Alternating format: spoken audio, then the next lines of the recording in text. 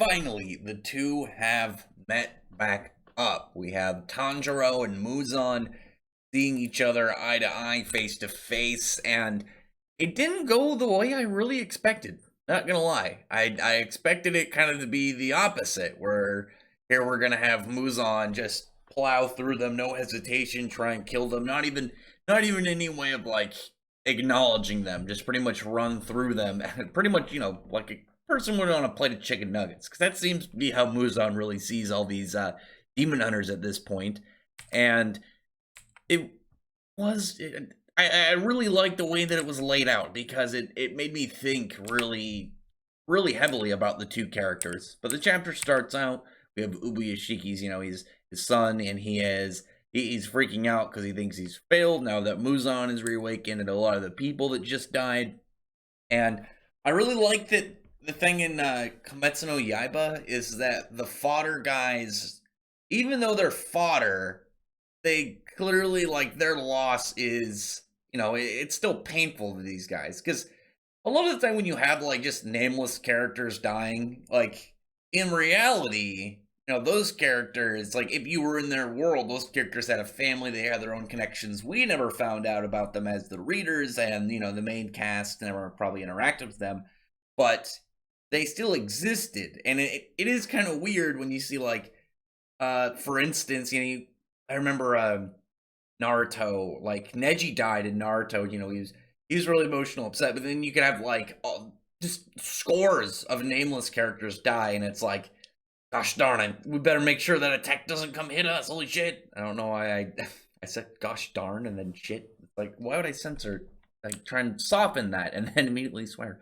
I don't know. Anyway, you have then, all these characters start to kind of, like, get around. They're like, okay, we need to gather up. Muzan is reawakened. He is on the loose. We need to get things done because it's really come down to this. I mean, they've already defeated all of the important upper moons. They just have this one, what is she, Upper Moon 4, who's, I mean, she's really just kind of she's a crowd control character. She doesn't seem to be a powerful person. She seems to be all around, oh, you're not going to be able to fight properly because she's going to keep teleporting you around by opening doorways and portals, and it's just going to be a hindrance. But then again, that's really useful in this. I mean, she's been pretty much just noping two different pillars at the same time, not fighting them. All she's doing is just going, oh, nope, you think you're gonna take me? Nope, you're over there now. All right, and then they're like, okay, now I'm gonna try and get back up here and try and fight you again. Nope, it's just constantly just CCing the hell out of them. But then Tanjiro is now faced up with Muzan. Muzan buffed. He's in his evolved form. He's got all the different mouths on him. He's with Gyu, but what is Gyu really going to do with the broken sword? I mean, Tanjiro, at least, he's like, oh, I've got this new form, 13th form of the breath of the fire god, and he'll probably evolve it into the sun breath, or like I said last time, like maybe invent his own breath. I don't know, but now he's up against Muzan, and there's questions to be made, because I'm wondering if the series is going to have another arc after this. Like, Muzan, he could easily go down here. He could easily die in this arc, but he could easily not, because he seems so much more powerful than anything the characters can really bring forth. But then again, this is it's a fictional story. There could easily be some shenanigans, or lots of character sacrifices that get him in this spot, teamwork and dynamics, like all the pillars coming together. Well, they're left. Everybody that's really left has a name, and it's important. And even fodder characters could probably do something to help in this scenario. But in this, I really was interested in Muzan's stance, because Muzan is, he's this more than 1,000-year-old ageless being.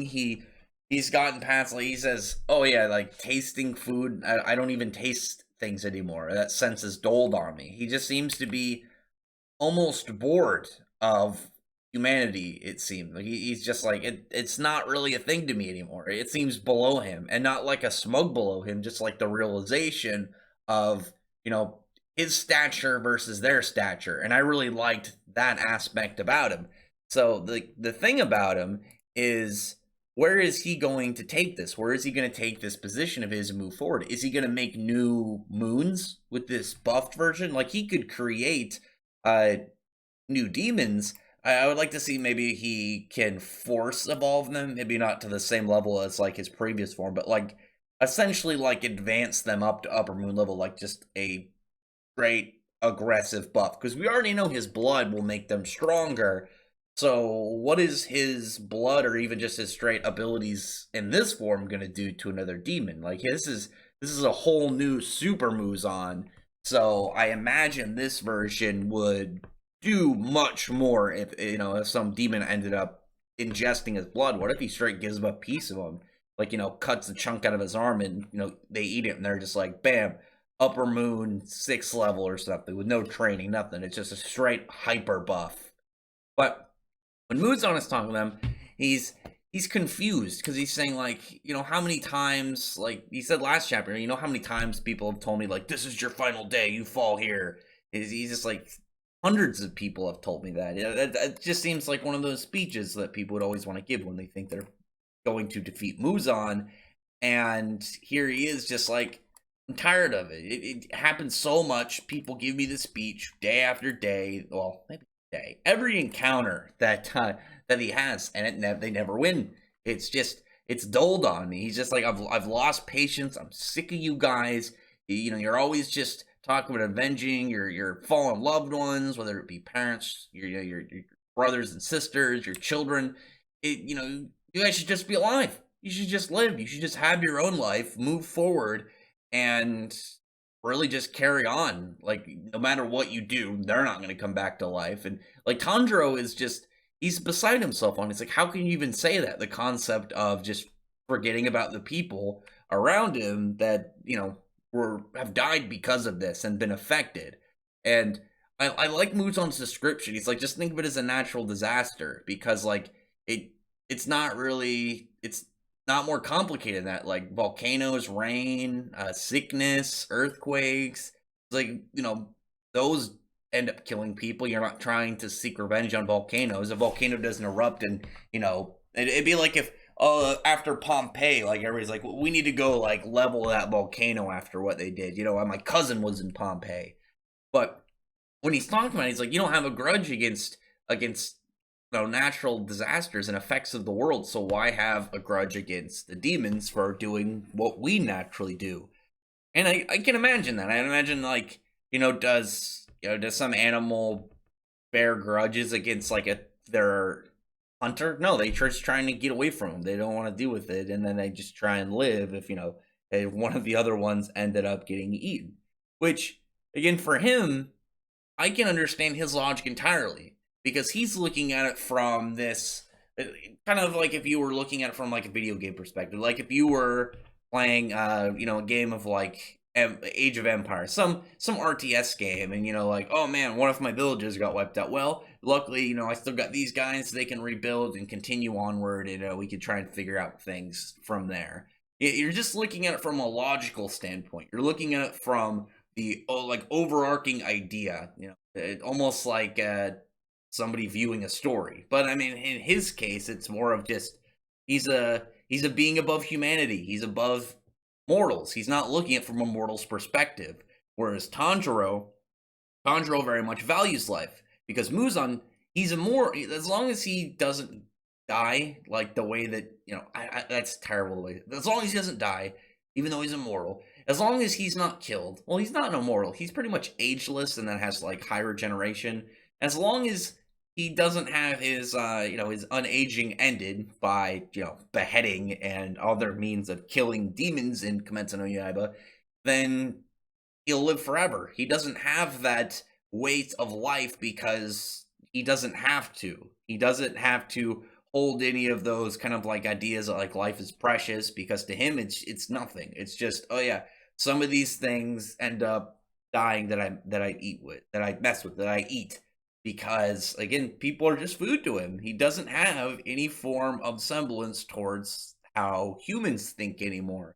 It would be like it would be like if if you wait, like if you were in, I don't know, caveman times, and or maybe like some form of like, I don't know, Bronze Age or way far back in history, and you got abducted by aliens. You learned all their ways and all their advances, and then you come back to society, and then you're just, instead of being like, oh, how I can help, it's just, you guys are failing at everything you do. I don't understand why you're doing this. I can't live like this anymore. You guys can't really hold this level of value to me because you're not up to my standards. You are not the same. You aren't the same kind of weights to me. They can't see the same thing. And Tanjiro, a mortal who not only is mortal, but he very much values life. He wants revenge for his family. He wants to cure his sister. He wants to end this massacre and end the losses of people that not only he has had, but others have went through because of Muzan and the demons that were spawned and, you know, going around feasting on humans.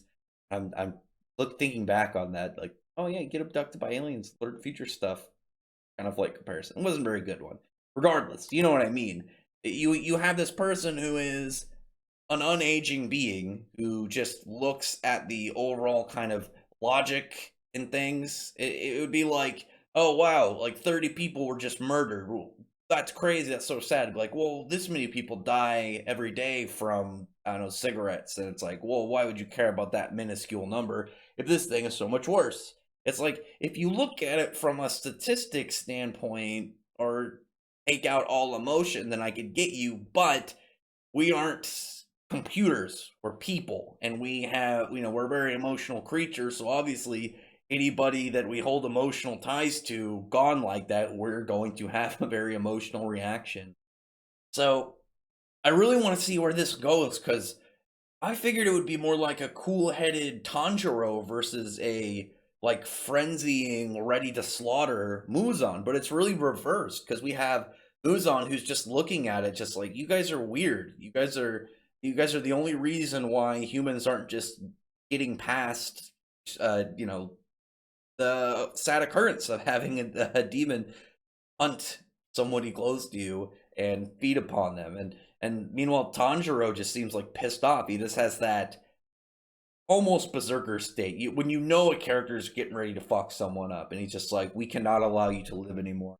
And he doesn't see. I imagine that Tanjiro's like, there's no humanity left in this being. There's nothing, because he holds. We know that he's shown like a level of sympathy and compassion even towards the demons, but it looks like he's not going to hold any of that for Muzan, because where he saw still like level of emotion and humanity inside of the demons, like back when Gyotaro and Daki, it was, you know, he looked at them not from like monsters and demons, but two siblings who, you know, had their differences, difficulties. Whereas with Muzan, it just looks like, you know, he's just a raw monster and he wants to get rid of him. So we got 9 days until the next chapter. You know, we had an early chapter set this week because of a holiday in Japan. So it's going to be a little bit of a wait, but luckily there's still lots of manga out there to read. And I would like to, you know, anybody who stuck around to this very end, I'm very interested to see if Kimetsu no Yaiba holds its spot above One Piece. It's #1 for 2019 sales. That's going to be really interesting. Other than that, comment below, tell me what you thought about the chapter, and tell me what you thought. Like, I was very much surprised that the roles and like emotional kind of like emotional states of Tanjiro and Muzan of what I got was so very flipped. And on that, I really appreciate you thumbs up the video, from the like button, subscribe button, and check out my other videos. From that, I appreciate everyone who's already subscribed, and thank you all for listening. Bye.